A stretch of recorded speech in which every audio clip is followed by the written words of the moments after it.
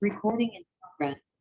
So good morning, everyone, and welcome to Psalms for Life. And today we will be covering Perek Yud Beis, chapter 12 in Sefer Tehillim. And we want to thank Esther Elagorovich for sponsoring this series on the entire book of Psalms. It's quite an undertaking. May it be a source of merit and blessing for her and her family, for all the blessings of the Torah, especially good health and long life and simcha and nachas and success and closeness to Hashem and the true tzaddikim. Okay. So we're going to get started, and to begin, the Segulot for today's psalm is a twofold. It's a psalm that saves us from bad advice, which is very important. And it's a psalm that can help discourage us from going in the wrong direction, from transgressing. Okay, so anyway, we're going to begin with a brief overview. So this psalm was actually, says the Radak, inspired by a prophecy, which predicted an era when the wicked would completely overtake the downtrodden, the poor, the innocent.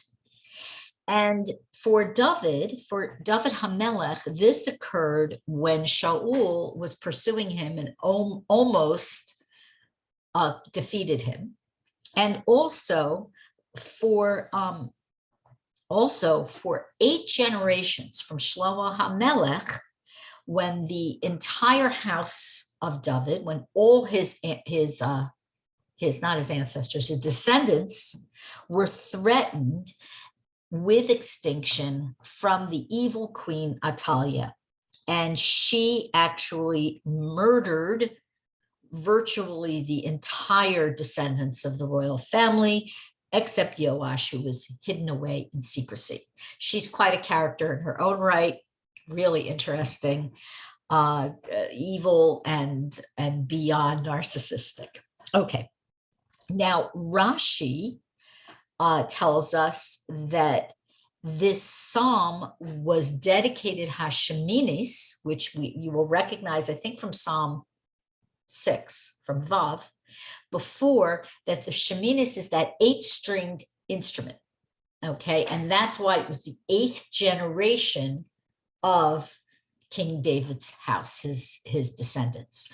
Also, the Sheminis is the Messianic instrument, which we will discuss further as the psalm continues. It's important to the meaning, to uncovering the meaning of the psalm. And the main reason is because we will be playing, or at least hearing, that 8-stringed instrument after the Geula. Why? Because the poor and the downtrodden will be uplifted at that point. Mashiach will be able to unify us, to bring us all together, and the wicked will be no more. And that means maybe they'll be wiped out, and maybe they will do tshuva. Okay, so let's talk about another reason why this psalm was written, and this is quite interesting. There's a commentary in the Talmud that says that when King David entered the bathhouse and he saw that he had nothing on, he was heartbroken because he realized that he had no possibility of doing a mitzvah because he was nude, he wasn't clothed, he couldn't do any mitzvahs. And then he remembered the mitzvah of Brit Milah, the bris, the covenant.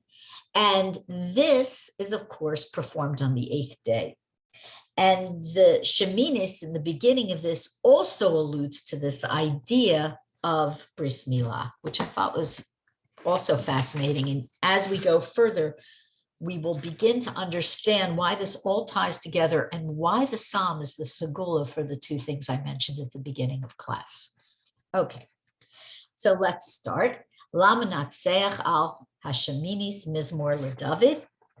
So we talked about the sheminis, and also we want to talk about this 8-stringed harp, which is also dedicated to truth. MS, says Rav Hirsch. And this idea, we could of course refer to Rebbe Nachman and his bechinas. He always has a comparative and related aspect to everything. This idea of Geula and the Mashiach, of redemption and the Messiah, is of course related to truth. Okay. Also, we also say that this is also related to holy advice, which now we begin to understand why this saves us from bad advice. And the perfection of advice relates to the number 8 because it originates in the 8th sephira, which is Bina, okay? So this is something that Rebbe Noson wrote in Likutei Halachos. However, for us, all we have to know is that it has its source in the Sphira of Bina. Not only is it the 8th Sphira, but it's the Sphira of a deep intuitive understanding and recognition of all the pieces of our perception brought together, okay? And vice is very dependent on us being able to see all the pieces. Reb Noson explains elsewhere that getting bad advice or not knowing which way to turn for advice is a very great suffering. Sometimes we are on the cusp of a decision that we must make, and we don't know which way to go. There may be 1 or 2 choices, there may be 3 or more choices, and each choice has its pros and cons. And even if we go to a Torah source, it might not be so clear-cut to us. And that is, in and of itself, a very great suffering, because we know that whatever we do might have unintended consequences. So this psalm is a segula. It's a sublime charm that can help us work through what we're experiencing in order to be saved from bad advice. And Rebbe Nachman advises us to always get advice from the true tzaddikim. We can look in his books. He has a sefer, Likutei Eitzos, which is a collection of advice. We can always go to the true tzaddik, to the true tzaddikim for advice. And even if things turn out, we follow their advice and things turn out not the way we want, at least we will have done the right thing. That in and of itself is a relief from suffering. Okay, let's continue. I have a little bit of a sniffles today, excuse me. Sniffles and no tissues at hand. Okay, so we're going to go to verse 2. And I think we'll be able to get through all the verses today. Hoshia Hashem ki gamar chasid ki fasu emunim mibnei adam. So save us, Hashem, because the pious, the chassid, the Chasidim, they're gone. Chasidim means pious, okay, or devout. Because the emunim, the faithful, are fasu, or have disappeared from the sons of man, okay? The people running the show, who are the people running the show? They don't have any devoutness. They're not pious. They're the big mouths and the big shots. We'll talk about them momentarily. And this word fasu is related to ephes, which means nothingness. It's as if there's nothing remaining of the faithful. We really struggle to find those with simple emunah. It's difficult. Now, both the Baal Shem Tov and, of course, his great-grandson, Rebbe Nachman of Breslov, spoke about this idea of the truly faithful being very rare in this day and age, the era right before Mashiach is revealed. The truly faithful are hard to find. It's as if they have vanished. We have to really look for them. Okay, and we need them because they inspire us. Okay, and we need to inspire each other with Emunah as well. And the faithful appear to have disappeared. And Rebbe Nachman and the Baal Shem Tov say that a simple Jew with a lot of faith who simply sits and recites Sefer Tehillim, recites Psalms with Emunah Pashut, a simple faith, that Jew is going to be very rare as a great tzaddik in today's age. And when we look around, we see that this is true on the one hand, and on the other hand, we see a very positive reaction to this state of affairs, which should give us all hope for the future. More and more and more people are returning to Hashem. More and more people are talking about Emunah and Bitachon, faith and trust in Hashem. We can have it in an ordinary conversation today, among our ordinary communities, ordinary friends, and so on. This has become more of the norm. So we are regenerated with this positive development. Okay, next verse. Shav yedabru ish esre'ehu sfas chalakos belev alev yedaberu. So one person speaks to another with sfas halakos, with a smooth talk, and they speak with a double heart. So smooth talk means falsehoods. Okay, they may be gussied up, polished up to be palatable and appealing, but they're lies. Okay, Rebbe Nachman considers lies to be very detrimental to us. And he doesn't just mean saying, oh, I would have loved to call you, but oh, I got busy with something.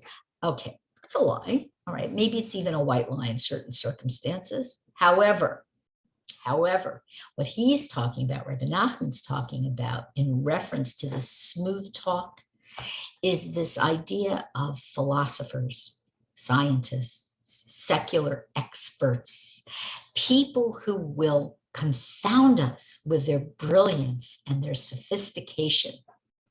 And that is a lie that lures us in.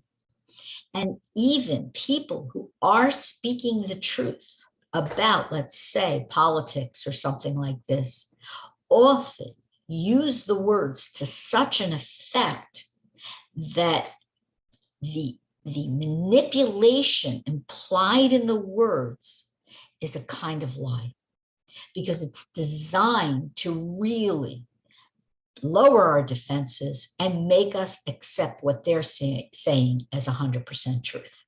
Okay. Another kind of lie Rebbe speaks about in several places is lashon hara. Okay, lashon hara. Lashon hara is this idea of evil speech, which is this idea of speaking negatively about someone else. And I don't have to tell you, most of you know this, but I think it's important to emphasize that even when you're speaking true about a fellow Jew and it's negative, okay, generally speaking, even if it's true, it constitutes lashon hara and it is a lie. How is that possible? How can we say that if you say, look what she did, she didn't give tzedakah when she was supposed to? How could that be a lie if it's true? So lashon hara is unique to the Jewish people specifically. It can extend outwards, but specifically this idea is we have a neshama, and that neshama is connected to the world of truth. It's connected to Hashem. And when we see the negative that someone does and we broadcast it to others, it's a lie because that's not who the person truly is. Okay. The person truly is identified with their Nakuda Tova, their good point inside, which is that holy soul, and which is a product of also of all the mitzvahs that they were able to do. Okay, and this is important to understand, that just because someone has hurt us or someone we don't like has done something negative, it doesn't mean we can say something negative about them. Really, it's really a fine line. There are certain times where we are permitted by halakha to do that, but we need to understand the halakhas before we do so. Okay. There's more to this idea of sfas chalakos, smooth talk, which is very interesting. It's from Rav Hirsch, who I really just appreciate for really clarifying every molecule of the etymology of these terms. And I'm actually going to go to it in a different version than his commentary because it's briefer here. Okay. So Rav Hirsch says that chalak, meaning smooth, is derived from the word chalak, which it sounds similar, but it's a different vowel, to divide, okay, to partition or divide. And we know this idea of a portion, okay, to portion out. And why is smoothness and division, why are they connected? Why do they have the same root? So the idea is smoothness coincides with the idea of complete division or separation. Now we're getting somewhere. And the implication is that nothing can support itself on a surface that's totally smooth. Think an ice skating rink without ice skates, okay? A polished marble floor. And David HaMelech here is really expressing regret. He's lamenting that this speech is polished, it's smooth, it's sophisticated, and that there's no sharpness to them. There's no truth to them. You can't hang on them. There's no support there. They really are designed to divide us from the truth. Okay. I thought that was so beautiful, that explanation. Okay, we are going to go to verse 4. I'm going to try to speed up a little bit. Okay. Yachres Hashem kol sifsei chalakos lashon medaberes gadolos. May Hashem cut off all smooth lips and the tongue that speaks big things. Okay, someone who's a big shot, who's going to be a boaster, okay, someone who's a braggart. And these people are relying on their own misconceptions about themselves. All the big shots, all the experts we're talking about. And Rav Hirsch, again, relates this to the concept of a society built on lies, okay? And we see this in the society at large, for sure. I mean, it's not a secret at all. And we see this represented by things like the media, the secular world, the non-Jewish world, and so on. And what we have to understand is if something is occurring in the world at large, it's there to help us look in the mirror and see what we need to fix. Okay. And it's a message to us because the world at large infiltrates the Jewish world, the Torah world, for sure. We are in many ways a part of the world at large. And we are intricately and intimately bound up with the state of creation as a whole. And when we see something going on really negative, like King David is speaking about here, we have to address it on a few levels. Okay, community levels and so on, yeshivas, so on. I'm not going to talk about that. The level that we can talk about is addressing it to ourselves. And as We always say we must remind ourselves that Rebbe Nachman encourages us to look at Psalms, to say Psalms, and that every single negative aspect that we see here, the enemies of King David, the smooth talkers, the liars, the big shots, we have to identify that with our own Yetzer Hara, our own internal negative pull, and we have to battle that, align ourselves with David HaMelech, with King David, and that's our Yetzer Tov in this situation. And so when we look at, we want to talk about communities and problems, that's great, but the place to start is with ourselves. Okay, there's more. We're going to skip a little bit so we can get through. Okay, verse 6. Verse 5, excuse me. Asher, no, I said verse 5. Did I say verse 5? I think so. No, I didn't. Okay. Asher amru lishonenu nagbir sifasenu itanu mi adomanu. Who said with our tongue we're going to overpower? Who said our lips are with us? Who is Lord over us? Okay. So again, this is this idea of who is the Lord over us? Okay, this is the idea of a corrupt society. Okay, we'll continue. Mishod ani me ankas evyonim ata akum yomar Hashem ashis beyesha yafiach lo. Because of the plunder of the poor, because of the cry of the poor and needy, now I will arise, says Hashem. I will grant them salvation, and he shall speak concerning them. Okay, because people are crying out, now Hashem will arise. And those who would censor others, interestingly enough, is the time when Hashem says he will arise. Does this apply to the world at large as well as the Jewish communities? Absolutely. So when we see cancel culture, which is censoring, this is actually, Rav Hirsch actually explains this to us. When we see the truth being squashed, okay, when we see truth being squashed and hidden and canceled, then Hashem will arise. So we're looking around and we're waiting for Hashem to show us and to reveal to us that the Geula is about to happen. Okay, that's what we're waiting for in the big picture. In the little picture, we have to look at this personally. When our own personal truths are canceled out, I'm not talking about with our relationships with other people and feeling wrong. When we deny the truth within ourselves, when we go in a direction that's pulling us away from truth, we want Hashem to arise and save us. We want to be reminded of what the right path is. Okay. Let's see. We're going to get through this psalm. Yes, I think so. Okay. The next verse, Zion, verse 7. Amaros Hashem Amaros.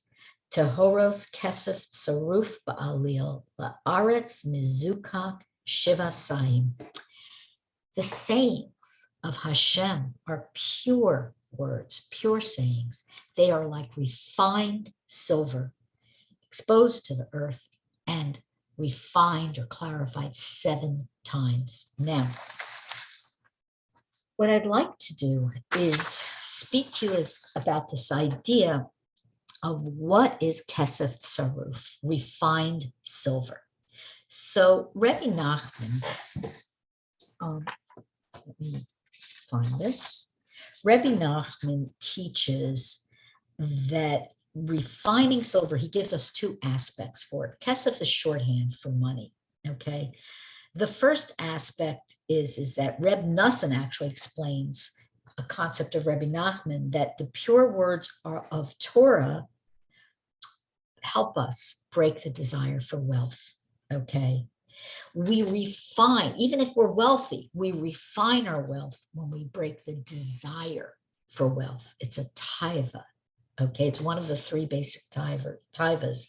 Wealth, okay, wealth, food, and inappropriate intimacy. Okay, these are the three bottom taivas, okay, bottom desires. And when we break this desire, we free the holy sparks of souls that are embedded and trapped in our wealth, in our money. So whether you have a ton of money or an itsy-bitsy little piece of money, if you actually break your desire for money, you are purifying your money, which will enable you to use it correctly. Also, Rebbe Nachman teaches that refined silver, kesef tsaruf, refers to tzedakah.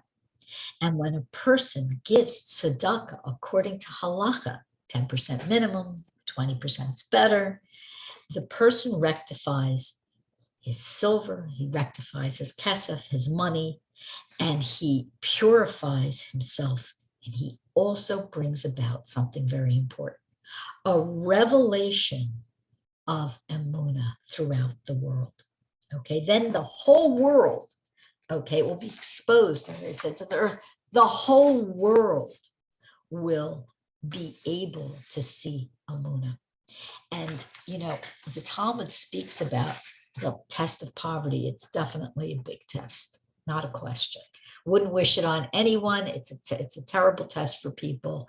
It likens a poor person to a blind person or God forbid, a dead person. However, money, wealth is a bigger test.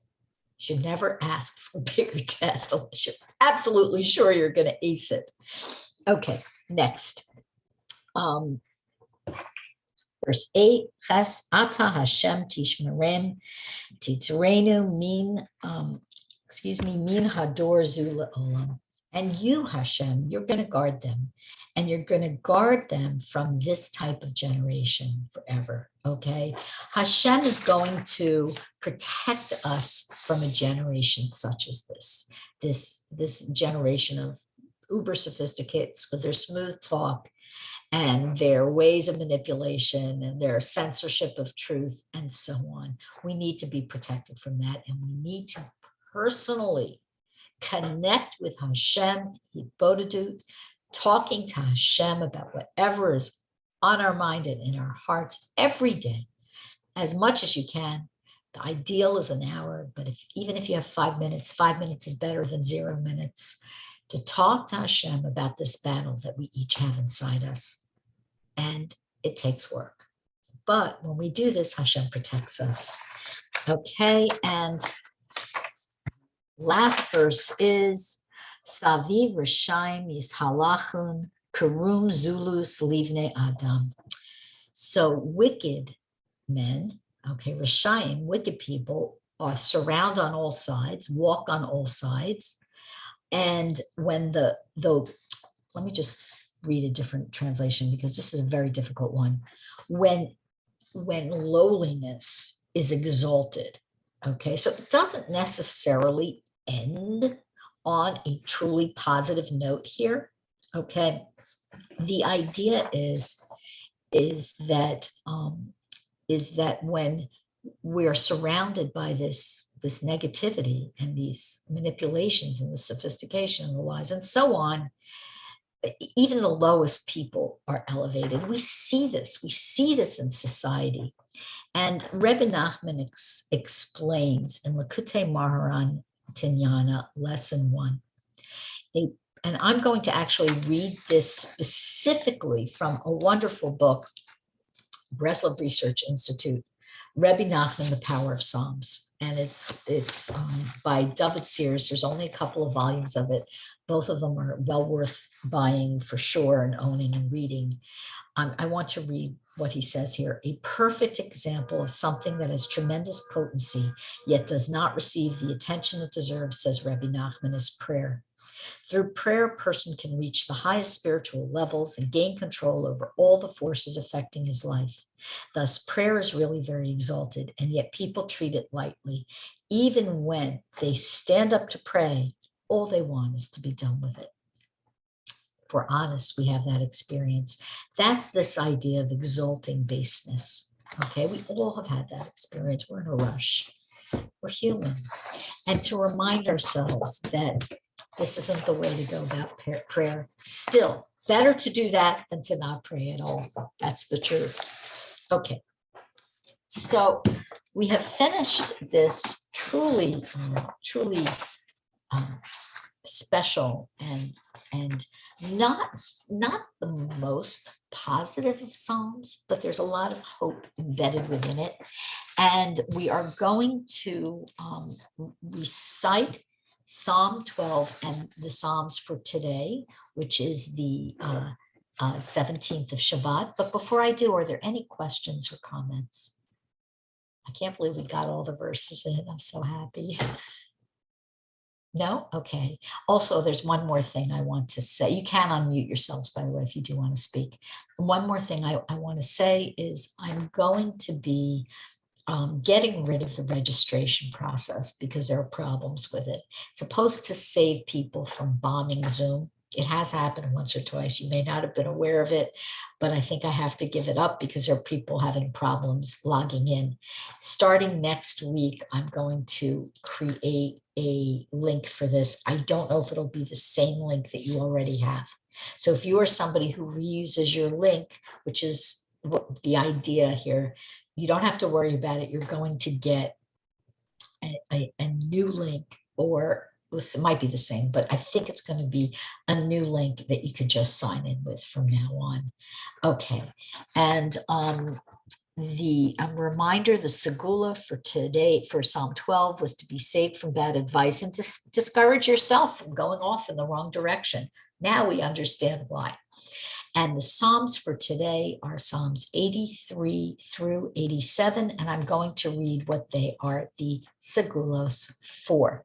And I'm going to actually stop the recording here. We can do this together, okay?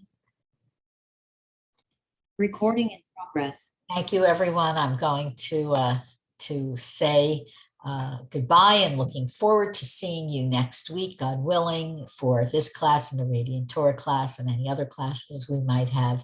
Have a great week, everyone.